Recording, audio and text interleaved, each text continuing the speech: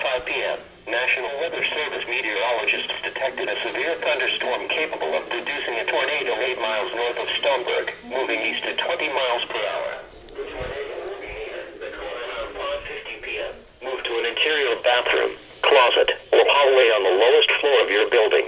Cover yourself with blankets, pillows, or mattress for protection. In addition to tornadoes, large hail up to softballs and damaging winds are likely with this storm.